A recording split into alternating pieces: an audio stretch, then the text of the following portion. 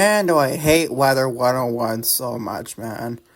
Weather can be such a freaking... doesn't make any sense to say the least. What's going on, bro? Welcome to Anonymous Lucas Nomus Support episode 21 for March 12, 2025.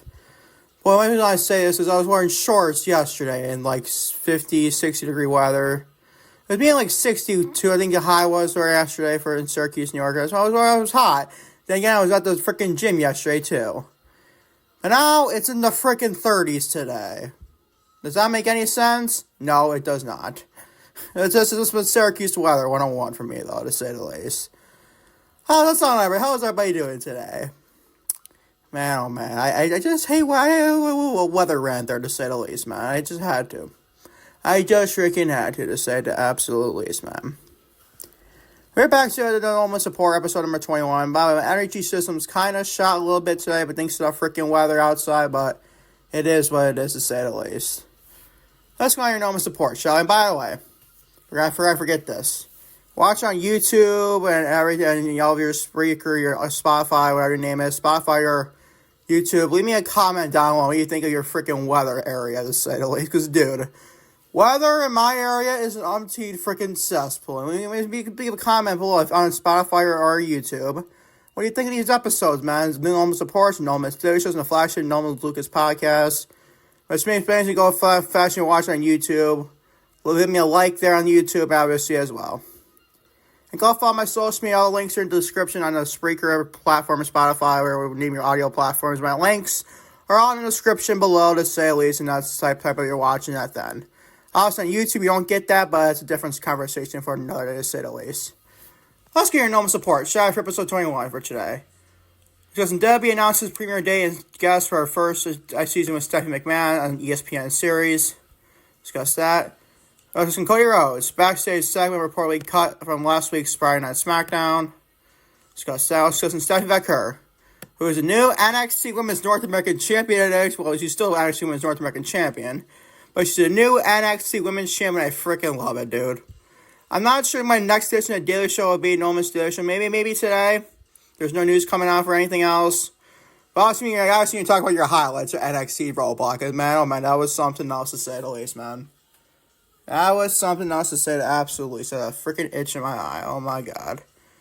Let's go some new women's champion Stephanie Vaquer explains decision to go to NXT or WWE's main roster.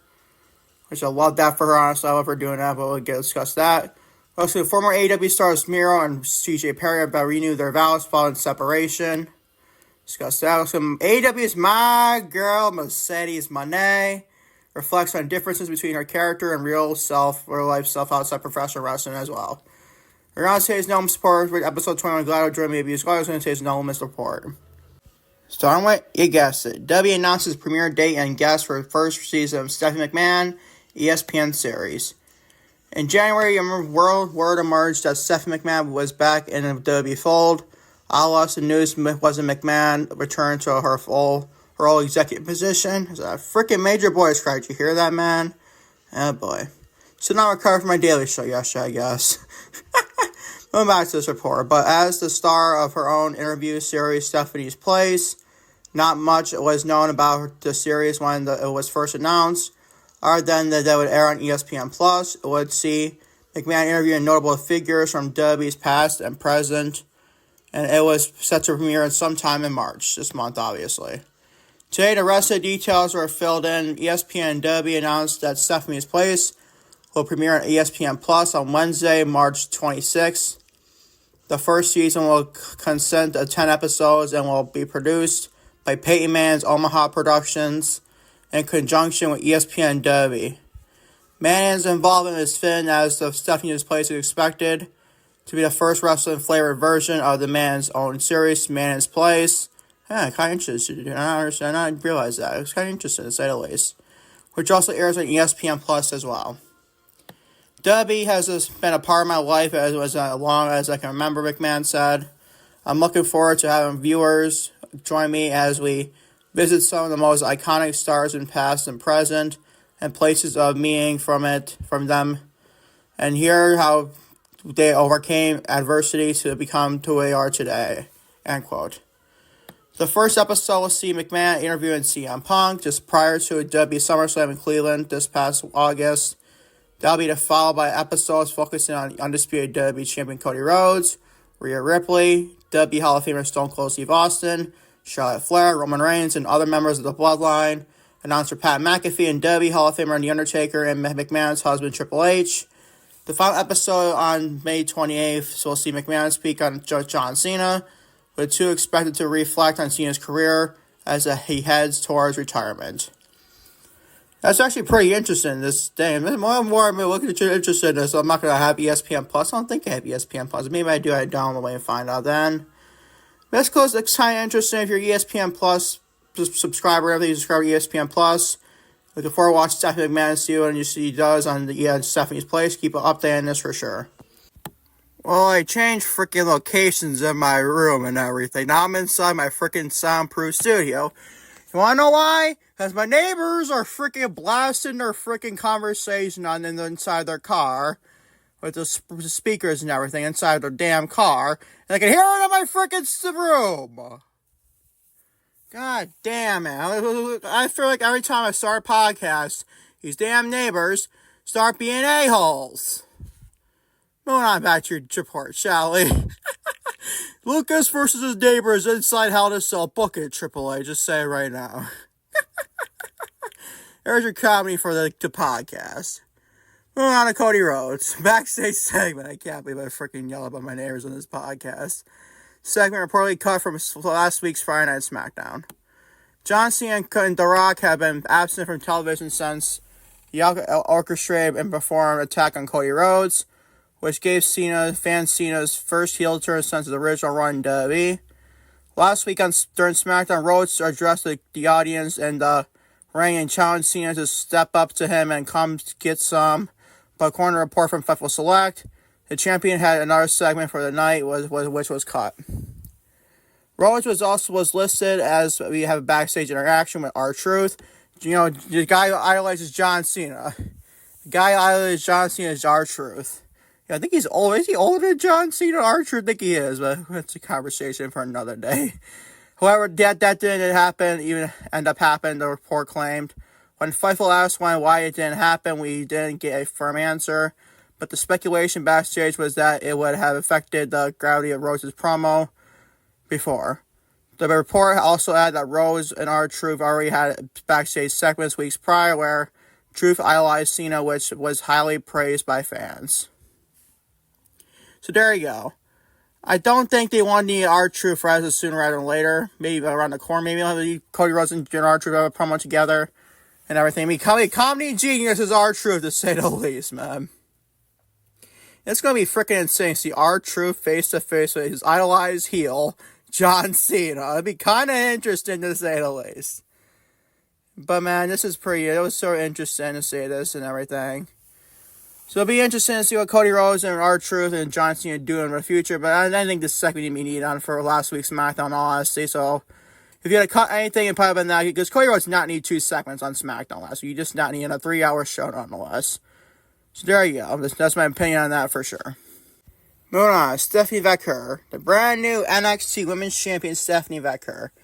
We're not going to discuss her match with Julia here on this segment, but this report at all. We don't discuss any television shows on this report. No misreport, to say the least. I will talk about the Thailand very soon, to say the least, man. When our next daily show will be for No Miss Daily Show. But Stephanie Vaquer explains the decision to go to NXT over in WWE's main roster.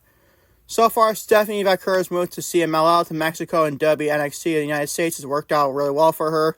Gee, I wonder why. Of course, she's a double champion. I believe this report was published before her title win last night, so I can't really hype that big time, in all honesty. Not only did Vaquer recently capture the NXT Women's North American Championship when she defeated Val and Henley, but here she's on a line potentially out for goal this evening at NXT Roadblock, which actually was last night, like I said, so this report was definitely published right before the match happened between Stephanie Vaquer and Julia.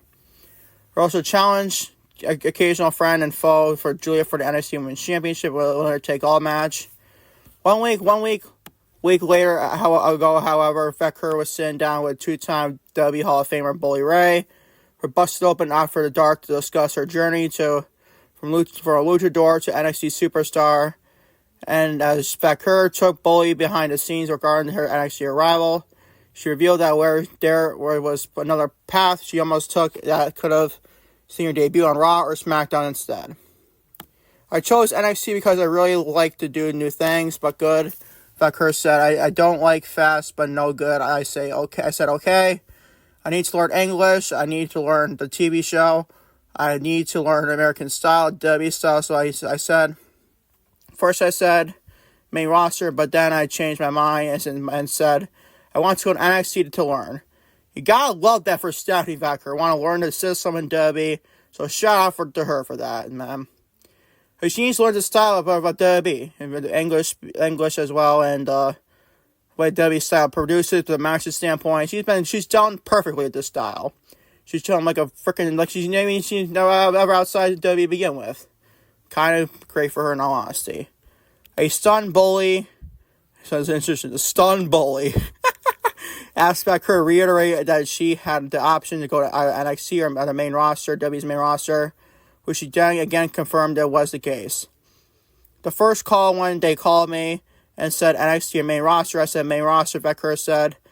But then I said, okay, take it easy. I need to learn English and I need to learn this. So, okay, change to NXT, end quote. Like I said, you gotta love that for Stephanie Vaquer realizing that. Like, women like Stephanie Vaquer is always in Japan all these years and everything. Need to learn the English-speaking language and much, especially in WWE, to cut promos and everything for the main roster, NXT, it doesn't matter. You gotta eventually cut promos eventually, dude. And Stephanie Vaquer has been gelling perfectly with this style of play and WWE and everything. So shout out to Stephanie Vaquer, want to go to NXT for this. I really love, much appreciated her for that for sure. So shout out to Stephanie, she's just freaking great at what she does for sure. Moving on, so former AEW stars Miro and CJ Perry renew vows following separation. Former AEW and WWE stars CJ Perry and Miro, also known as Lana and Rusev, have gotten back together and renewed their wedding vows after splitting up in 2023. According to TMZ, the pair have begun to rekindle their romance in June of 2024, when Miro returned to the United States after visiting his home country of Bulgaria for an extended period of time. The outlet reported that the pair had continued to work on their relationship over the months, and Perry spent Christmas in Bulgaria with her husband. They renewed their vows at a small church in Los Angeles, California a few weeks ago, as they never legally filed for divorce in 2023, according to TMZ. The pair are living together once again and reportedly splitting their time between Los Angeles and Bulgaria as well. So good for them, Lana and Rusev, also known as CJ Perry and Ramiro and everything. Do we see them back in WWE as a pair again? We'll wait and find out then. I don't think we need the Rusev and Lana back in WWE. I feel like these two would gel perfectly in Impact Wrestling and New Japan Pro Wrestling. Which basically coincides with WWE and John with TNA and everything.